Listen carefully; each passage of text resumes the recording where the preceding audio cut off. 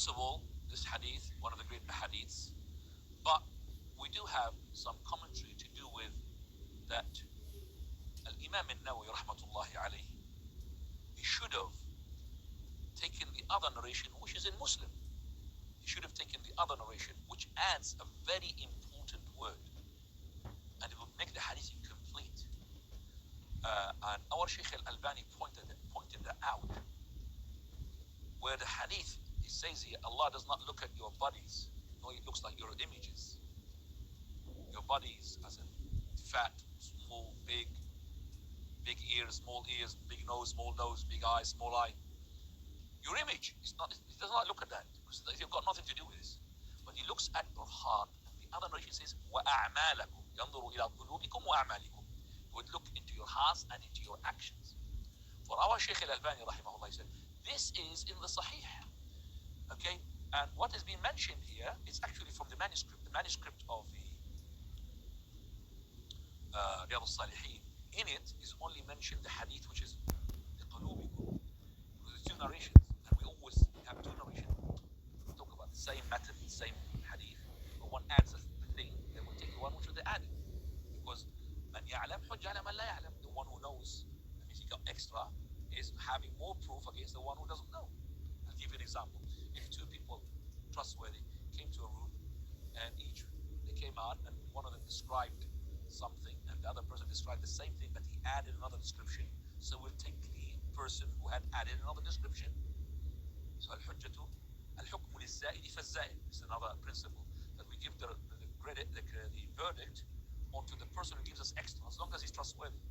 So this hadith, as I said, Imam Nawawi should have taken this, because that the word wa'a'malikum, it's a very, very important addition, because so many people, they understand this hadith without that word in a wrong understanding. So for example, if you want to command them with something that the Sharia had commanded them with, like abandoning the emulation of the kuffar, letting go of the beard, resembling the kuffar, they would say, well, ya akhi, everything is based upon what is in the heart, because of this hadith. Because Allah looks at the heart.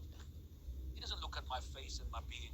He doesn't look like it doesn't look like, for example, I've got a dress which is shorter than above my ankles or not. He will use this hadith against us.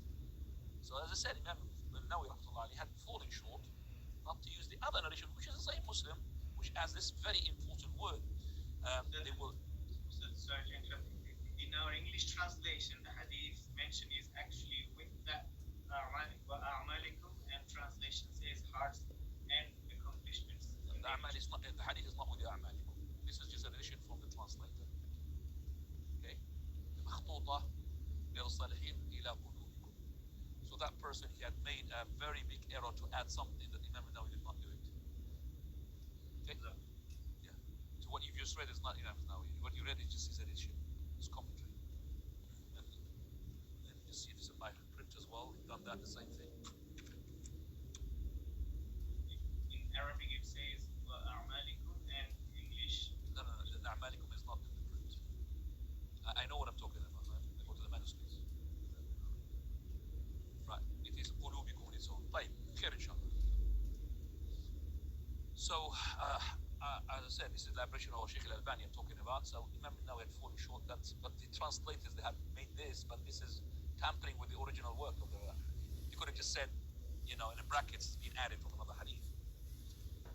Anyway, that you interrupted me. Now, next time, just wait for me to finish until.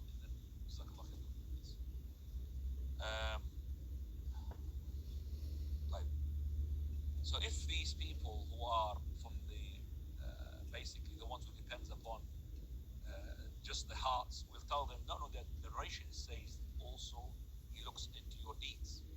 Allah subhanahu wa ta'ala would look at the deeds, just looks at the hearts. So if your heart is okay and you are mukhlis in doing something, but that thing has to be correct act.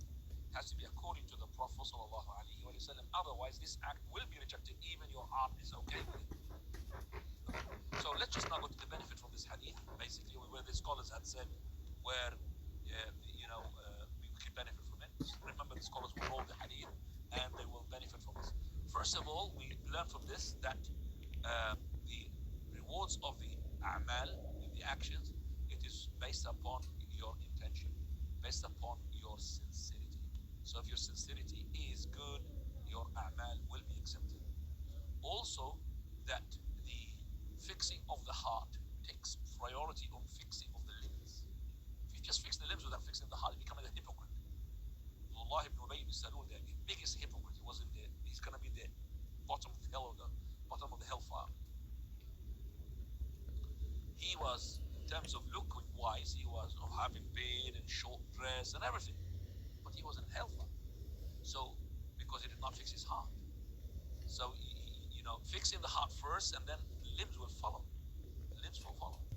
Because Prophet in another hadith al-Nu'man, he said, إذا إن في القلب لمضغة. Verily, Prophet said, verily in the heart and the body, there is a mudghah, flesh. If that flesh is to be good, healthy, the whole body is healthy. And if it's to be corrupt, then the whole body is corrupt. ألا وهي القلب. This is the heart. So if the heart is corrupt, everything's corrupt. So the person also from this hadith, he is in charge and responsible of his intention and his actions. So you should be, fixing both, not just one. One is not enough. If you are, for example, a Sufi man, and you're doing your shaking of the head with ikhlas, for the sake of Allah, Allah, ya akhi, fear Allah. You would say to you, how can I fear Allah? I'm just actually fear Allah, and that's why I'm sincerely, and we don't have to be sincere. I'm saying Allah, because I want to satisfy Allah. You say to him, well, your intention maybe is correct, but your action is incorrect. Prophet did not shake his head and say Allah as a dhikr. Allah is not a dhikr. So what is Allah? Huh? I mean, how can you praise somebody? Your name, for example, Dr. Said. Somebody's going to praise you, Dr. Said. You're giving me a headache. What is this? Praising me? It's not praising me. But we have La ilaha illallah, we have Alhamdulillah, we have Astaghfirullah. We don't have Allah. Only crazy people would say something like this. It's not called praising, it is not called remembrance of Allah subhanahu wa ta'ala. Okay, hadith number 8, doctor.